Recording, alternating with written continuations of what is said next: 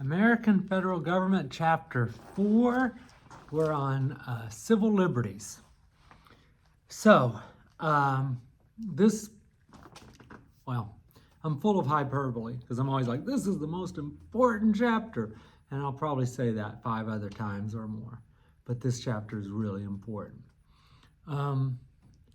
Civil liberties are your individual rights that you have. And much of that, of course, is secured by the Bill of Rights. So when we think of civil liberties, we're thinking of freedom of speech and freedom of press, religious freedom, the freedom of assembly. They also include rights, especially, for example, in the 4th and 5th Amendment, for against unreasonable searches and seizures, the right to a jury trial, the right to a speedy trial, so you can't just be locked away and like, we'll get to you later. They're meant to protect an overpowering and overreaching government from suppressing your rights. And on their face, they might seem rather simple. Well, yeah, you have those rights, but when you delve deep into it, it gets quite complicated because how far do those rights extend? Now, all rights are limited. When they were deciding during World War I, if a guy named Schneck had the right to hand out flyers urging people to not sign up for the draft, Supreme Court Justice said, no, you can't do that. It represents a clear and present danger to our country. And he famously said, you cannot yell fire in a crowded theater. And that's a good point. Obviously, you can't go into a theater and say, fire, fire. In those days, it was a huge threat. Still is somewhat, but not as much. What if you went into a crowded place and you started yelling, there's an active shooter? And then you laughed because it was a joke. Okay, I think everybody would agree that you do not have a right to say that. Now, in the case of Schneck, that case effectively really is no longer a case because during the Vietnam War, things changed drastically. Let me tell this little story. How did that change? Because, like, for example, students wearing black armbands in opposition to the Vietnam War, the court found in their favor and said, yeah, they had the right to protest against that. And in the 60s were known as this period of protest. So what happened? World War II. Because during World War II, after it was over, and there's so many people that were like talking to the Germans and said, why didn't you do anything to stop Hitler? Why didn't you speak out against him? And they said, we can't, we couldn't. The government did not allow free speech, of course, and they'd end up in a concentration and a death camp, and some did risk their life for that. Though not that many, obviously, because Hitler managed to come to power and he had a lot of people that supported him, obviously. So in this country after the war, we take a hard look at ourselves and understand that dissent within a democracy is not only your right, it is patriotism, to speak out when you believe your government is wrong. And so we have people that get upset when people do that, but another Supreme Court justice had said that speech, which is most offensive, is in most need of protection. Again, as long as it doesn't threaten people's lives or intrude on other people's rights. But just because it's offensive doesn't mean that it should be banned. In fact, it needs to be protected. So that's just free speech, for instance, and there's so many others. And I'm firmly a believer in civil liberties. I firmly believe that it needs to be protected. The chapter begins with the John Peter Zenger trial, which establishes the idea of freedom of the press. I can't introduce all the rights. There's so many in here.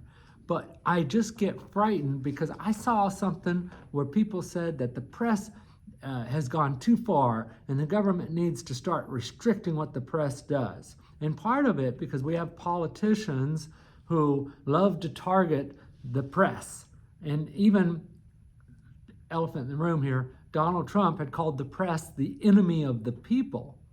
And it's like, the press is not the enemy of the people. The press inform us. They are the watchdogs for our democracy.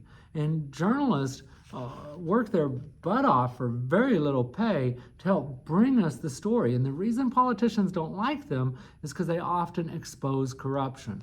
They often tell things that they don't like. Journalists go to war zones in Ukraine and they die in war zones to bring us those stories.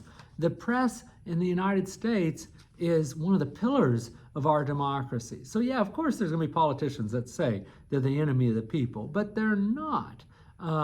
So the freedom of the press is also so important. So when I see things where people are like, oh yeah, we need to restrict the press and things like that, they do such an important job for us. And we'll get more into that when we get to the chapter on the media. We also have the free exercise of religion, of course, but that also means that the government is going to maintain neutrality and not get involved in religion, because otherwise they might be promoting one religion over the others.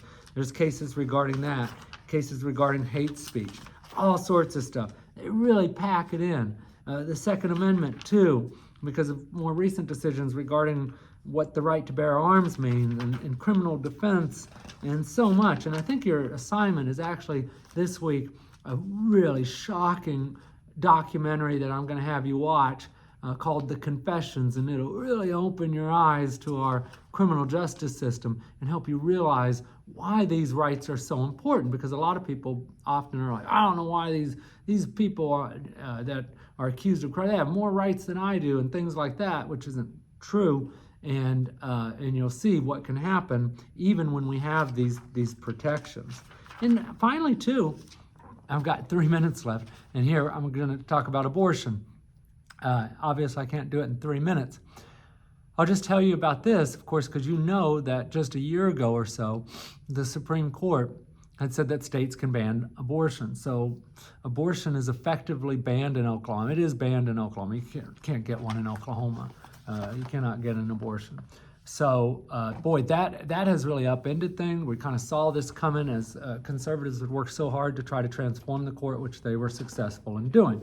But I want to focus on where does that come from? Because everything that we talk about in here is based on the Constitution, okay? So in just 2 minutes, here's the deal. You're not going to find abortion. You're not going to find birth control anywhere in the Constitution. Obviously, it's written 1787. That's not in there. And that's the job of the Supreme Court, is to go to okay, where does it say? So originally, you go back to the Griswold case, because that was about birth control, because Connecticut had banned birth control. And the court said, okay, birth control is not in here, but you still have a right to that because you have a right to privacy. Privacy is also not mentioned in the Constitution. But the justices were saying, it's called penumbra, and they were saying, you cannot have all your rights if you don't have a right to privacy. So you have a right to privacy, and that would include the right to use the birth control, because that's none of the government's business. And that was the same basis for the Roe v. Wade decision, which established a right for a woman to have an abortion in the first trimester. And that's all. It was the first trimester that the government couldn't restrict abortions. In the second and third trimester, they could. So that was the rationale for that. Last year, in the Dobbs decision, the court overturned that. And that was a big deal. I can't overstate how big of a deal that was, because they're overturning the rationale for that.